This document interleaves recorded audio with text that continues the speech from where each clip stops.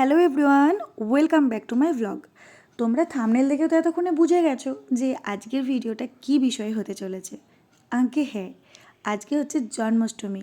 আর জন্মাষ্টমীর দিনের কোনো ভ্লগ না নিয়ে আসলে চলে বলো? তো দেখতে পাচ্ছ সকাল সকাল উঠে আমি গোপু সোনাকে স্নানাভিষেক করিয়ে একদম শৃঙ্গার করিয়ে আসনে বসিয়ে দিয়েছি। আর এই যে আসন অর্থাৎ সিংহাসনটা তোমরা দেখতে পাচ্ছ, এটা আমি আর আমার ভাই মিলে আগের দিন রাত্রে বানিয়ে ফেলেছিলাম। এটা পুরোটাই ওড়না দিয়ে কাপড় দিয়ে বানানো। আর ফুলগুলো যেগুলো দেখছো সেগুলো হচ্ছে আর্টিফিশিয়াল, যেগুলো বম্বে থেকে নিয়ে আসা। তো এইভাবেই ডেকোরেশনটা পুরো সম্পূর্ণ করে ফেলেছি আমরা ব্যালকনিতে। আর গোপালের স্নানের জন্য কি কি দিতে হয়, অর্থাৎ কি কি জিনিস দিয়ে আমি গোপালকে স্নান করিয়েছি সেগুলো দেখো এখানে দেখিয়ে দিলাম তোমাদের সকলকে। আর স্নানের ভিডিও আমি বড় ভিডিওতে করিনি, কারণ সেটার জন্য একটা ছোট ভিডিও রয়েছে, সেটা তোমরা চাইলে শর্টসে দেখে নিতে পারো পরপর কী কীভাবে আমি গোপালকে স্নান করিয়েছি। আর স্নান করানোর পর এই যে দেখতে পাচ্ছ এই গয়নাগুলোই আমি গোপালকে পরিয়ে দিয়েছিলাম সুন্দরভাবে। পরানোর আগে একটা জায়গায় রেখে দিয়েছিলাম সাজিয়ে, যাতে ভুল না হয়। তো তারপরে দেখতেই পাচ্ছ স্নান করিয়ে গোপালকে শৃঙ্গার করিয়ে বসিয়ে দিয়েছি, এবং গোপালের সাথে সাথে আমার রাধা গোবিন্দ এবং আমাদের শ্রী মধুসূদন নারায়ণও রয়েছেন। ওনাদেরও সুন্দর করে স্নান করিয়ে কাপড় পরিয়ে মালা পরিয়ে বসিয়ে দিয়েছি। আর ডান সাইডে রেখেছিলাম তুলসী গাছ এবং শ্রীমদ্ ভগবদ্ গীতা।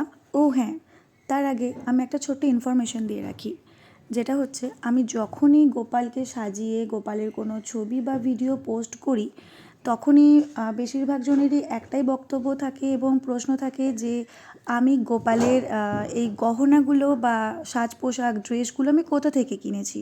তো তাদের জন্য আমি বলে দিচ্ছি, আমি এই গয়নাগুলো এবং গোপালের যত ড্রেস রয়েছে সেগুলো সবই নবদ্বীপ মায়াপুর থেকে কিনে থাকি।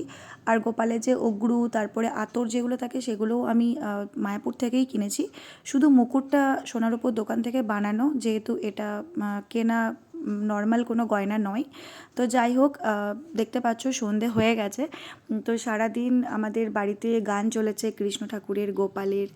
আর তারপরে সারাদিনই তো মা বাপি সবাই রান্না করতে ব্যস্ত ছিল, আর আমি এদিকে পুজোর জোগাড় করতে শুরু করে দিয়েছিলাম একটা একটা করে। তো অনেক সময় লাগবে, তো সেজন্য মানে সারা দিনই আজকে এখানেই আমার কেটেছে। আস্তে আস্তে আমি সব একে একে সাজাচ্ছিলাম, আর নিচেতে তো মা, তারপরে আরও মাকে সাহায্য করেছে অনেকগুলো বৌদি, 3-4জন বৌদি মিলে সাহায্য করেছে, বাপি ছিল। সবাই মিলে না করলে তো পুজোর জোগাড় হয় না। তো সবাই মিলে আনন্দ করে আজকে আমরা সারা দিন ঠাকুরের জোগাড় করেছি, ভোগ রান্না করেছি। তো দেখতে পাচ্ছ 56 ভোগ। তো 56 ভোগের মধ্যে কী কী আছে আমি ভিডিওতে সবটাই তুলে ধরার চেষ্টা করেছি। 10 রকমের ফল ছিল, 5 রকমের গোটা ফল, তারপরে 5 রকমের কাটা ফল, তারপরে তালের বড়া বা ফুলুরি এবং লুচি তো ছিলই, তার সাথে ছিল ছানার কেক, পায়েস, 10 রকমের মিষ্টি, সীতাভোগ, তারপরে 5 রকমের ভাজা, সুজি, মালপোয়া, ক্ষীর, দই, দুধ, মাখন। তো আমি কিন্তু গোপালকে অন্য কোনো চকলেট দিই না, একমাত্র সাদা রঙের যে চকলেটগুলো হয়, অর্থাৎ মিল্কি বার টাইপের যে চকলেটগুলো হয়, শুধু সেগুলোই আমি গোপালকে দিই। তবে আজকে যখন আমি 56 ভোগটা রেডি করছিলাম, অর্থাৎ গোপালের সামনে একটা একটা করে সাজিয়ে সাজিয়ে রাখছিলাম, তখন আমার একটা ভোগ কম পড়ছিল। এবং তখন হঠাৎ করে একটা বৌদি এলো, যদিও বৌদি সারাদিন আমাদের বাড়িতে ছিল, জোগাড়জান্তি করছিল। হঠাৎ করে বৌদি এক মুঠো চকলেট নিয়ে এসে আমায় বলছে যে এই চকলেটগুলো গোপালকে দিবি, আমি গোপালের জন্য নিয়ে এসেছি। তো আমি বললাম যে আমি তো এই চকলেট গোপালকে দিই না, এগুলোতে ক্যাফিন থাকে শুনেছি, তো আমি সেজন্য এই চকলেট দিই না, সাদা চকলেট ছাড়া। তো তুমি যখন বলছো, মানে ভালোবেসে নিয়ে এসছো, আমি অবশ্যই দেবো। এই যে সেই চকলেটগুলো। তো আমি এই চকলেটগুলো গোপালকে দিলাম, কারণ আমার মনে হলো যে আজকে গোপালের জন্মদিন এবং গোপালের জন্য ভালোবেসে বৌদি নিয়ে এসছে। আর তার থেকেও বড় কথা হচ্ছে গোপালের হয়তো বা খেতে ইচ্ছে হয়েছে, কারণ এরকমভাবে তো কোনো দিন কারোর হাত দিয়ে এরকম নিয়ে আসে না বা পাঠায় না। হঠাৎ করেই যখন কেউ নিয়ে এলো আজকের দিনে, আমি তো সেটাকে না দিয়ে থাকতে পারি না। আর তার মধ্যে আবার একটা ভোগ কম পড়ছিল আর বৌদি চকলেটটা নিয়ে এসেছিলো, তো সেজন্য আমি গোপালকে চকলেটটা না দিয়ে পারিনি। তো আমাদের 56 ভোগ হয়ে গেছিলো, তবে হ্যাঁ জলটা বাদ দিয়ে আমরা 56 ভোগ করেছিলাম। ডাবের জল ছিল, তারপর 2-3 রকমের মানে ড্রিঙ্ক ছিল, যেমন ডাবের জল, তারপরে হচ্ছে ফ্রুটি ছিল, লস্যি ছিল, আর এমনি নর্মাল যে জল সেটা ছিল। তো আমার 56 ভোগ রেডি। যদিও 56 ভোগই আমরা রান্না করিনি, দেখতেই পাচ্ছ কিছু কিছু রান্না করা, কিছু কিছু কিনে আনা। তো তোমরা কে কীরকম 56 ভোগ দাও অবশ্যই জানিও। আর তার মধ্যে আরেকটা কথা না বললেই নয়, যেটাতে সাবুর পায়েস এবং পুষ্পান্ন আর হচ্ছে চিড়ের পোলাও, এই 3টে জিনিস পাশের বাড়ির একটা বৌদি বানিয়েছিল তাদের বাড়ির গোপালের জন্য, তারাও আমাকে দিয়ে গেছে এই 3টে জিনিস। তো সেগুলো আমি 56 ভোগের মধ্যেই অ্যাড করেছি। মোটামুটিভাবে আমার পুজোর জোগাড়যন্ত্র এদিকে সব রেডি। এখন আমি রেডি হয়ে যাব, আর তারপরেই ব্রাহ্মণ আসার জন্য অপেক্ষা। কারণ ব্রাহ্মণ বলতে আমাদের গ্রামে যে মঠ রয়েছে, রাধা গোবিন্দের মঠ, তোমরা সবাই হয়তো আমার আগে কোনো একটা ভিডিওতে দেখে থাকবে।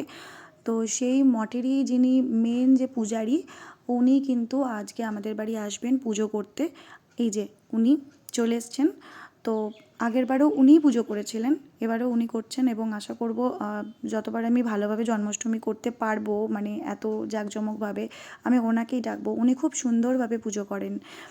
তো এখানে গোপালকে তো স্নান করানোর কথা ছিল যেহেতু জন্মাষ্টমী, কিন্তু আমি বললাম গোপালকে স্নান করালে আবার সমস্ত কিছু পোশাক পরাতে সাজাতে কিন্তু অনেক সময় লেগে যাবে, কারণ আমি অনেক সময় ধরে পরিয়েছি তো, আর আমি দুপুরে স্নান করিয়ে দিয়েছি। তো তখন উনি বললেন ঠিক আছে, রাধা গোবিন্দকে স্নান করালেও হবে। তো উনি রাধা গোবিন্দকেই স্নান করিয়ে দিচ্ছেন সুন্দরভাবে, ওনার মতন করে, উনি যেভাবে করেন মন্দিরে সেভাবেই। আর এই যে মা, বৌদি আরও সবাই বসে আছে আশেপাশে, সবাইকে তো দেখানো সম্ভব হচ্ছে না। তো এখানে রাধা গোবিন্দের স্নানাভিষেক হচ্ছিল, আর পেছনে কীর্তনের দল কীর্তন করছিল। আর তাছাড়াও আশেপাশে অনেকগুলো বাড়িতে নেমন্তন্নও করে এসেছিলাম প্রসাদ খাওয়ার জন্য, পুজো দেখার জন্য। তো তারাও সব এসে পেছনে বসেছিল। অত ভিডিও হয়তো আমার করা, মানে ভিডিওতে দেখানো সম্ভব হয়নি। আজকে সারাদিনে এত বেশি পরিমাণ ব্যস্ত ছিলাম, আর এতটাই রোদ গরম ছিল আজকে, যে সেইভাবে মানে ভিডিও করে করে কাজ করার মতন সময় বা সুযোগ কোনোটাই পাইনি। আগেরবারে বৃষ্টি হয়েছিল বলে, মানে আগেরবার জন্মাষ্টমীতে বৃষ্টি পড়ছিল সারাদিনই টিপটিপ করে, তার জন্য ওয়েদারটা খুব সুন্দর ছিল। শাড়ি টাড়ি পরে মানে আমি নিজেও সাজতে পেরেছিলাম, কিন্তু আজকে এত বেশি গরম এবং এত বেশি ব্যস্ত যে নিজে সাজতে পারিনি। যখন মানে এনারা আসছেন তার আগে আমি হুট করে তাড়াতাড়ি করে গিয়ে কোনো রকমে শুধু আমি জামাটা চেঞ্জ করতে পেরেছি, আমি কোনো রকমভাবে কোনো সাজতে পারিনি। আর এত বেশি গরম, ইচ্ছেও হচ্ছিল না। তো যাই হোক, সবাই দেখতে পাচ্ছ সব কোনো রকমে একটা সুতির চাপা শাড়ি পরেই বসে পড়েছে। আগেরবার বেশ সবাই সুন্দর করে সাজুগুজু করে বসেছিল, কারণ এবারে তো বৃষ্টি হলো না, জন্মাষ্টমী মানে বৃষ্টি, কিন্তু এবারে তো বৃষ্টিই হলো না। তো যাই হোক, রাতের দিকে হয়তো হবে। এখন আরতি চলছে, আর প্রভু চলে যাওয়ার পর, মানে প্রভু স্নানাভিষেক করিয়ে পুজো করিয়ে আরতি করিয়ে চলে যাবেন, এবং প্রভু পুজো করে চলে যাওয়ার পর আমি নিজে বসবো, এবং তারপরে আমি ব্রতকথার যে বইটা হয় জন্মাষ্টমীর 108 নাম, তারপরে সুখসারির গল্প, আরও যে সমস্তগুলো হয় পুরো বইটা আমি পড়বো। পড়ার পর আমি দরজা লাগাবো, আহার গ্রহণ করবেন। তারপর এসে দরজা খুলে প্রভুদের 56 ভোগ খাইয়ে দেওয়া হবে, এবং তারপর সবাইকে প্রসাদ দেওয়া হবে। তো চলো এখন একটু আনমিউট করে আমি তোমাদের সকলকে দেখাই মোমেন্টটা।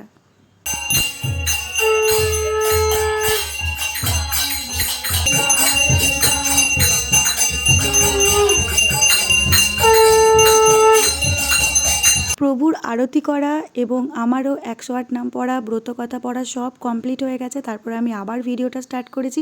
এবার হরিনাম শেষ হবে, তাই হরির লুট দেওয়া হচ্ছে।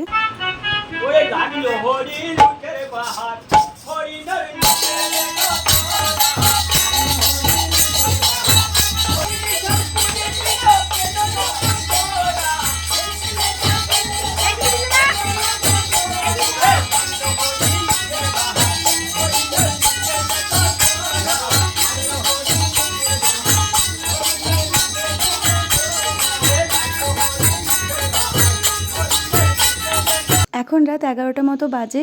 নিচেতে সকল মানুষকে খাইয়ে দাইয়ে বাড়ি পাঠানোর পর আমরা নিজেরা খাওয়া দাওয়া করেছি। সারাদিন উপোস ছিলাম, প্রসাদ খেয়ে এতক্ষণে আমরা খাওয়া দাওয়া করে উপরে এসেছি।